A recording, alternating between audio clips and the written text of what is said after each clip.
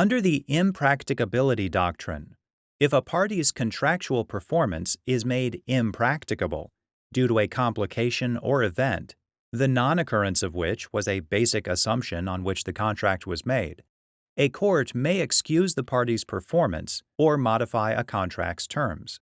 In the 1980 case, Aluminum Company of America versus Essex Group, a federal district court in Pennsylvania considered whether it could modify or reform a contract for the sale of aluminum under the impracticability doctrine.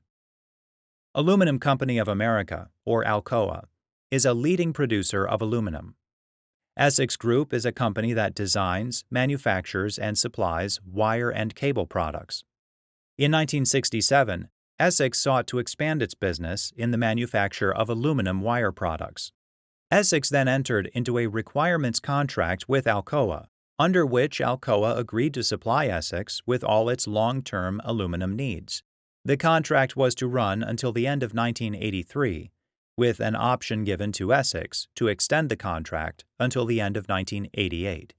Under the terms of the contract, the price of aluminum was based on a formula that would allow the price to increase in accordance with the changes in the Wholesale Price Index, or WPI, for industrial commodities. In addition, the price for aluminum was subject to increase based on an index for the average hourly labor rates of ALCOA's employees at its Warwick, Indiana plant. In the early years of the contract, the price formula in the contract aligned with ALCOA's cost figures.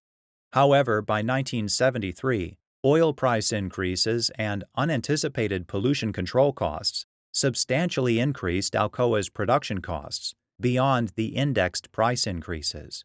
As a result, ALCOA stood to lose more than $75 million during the remaining contract term.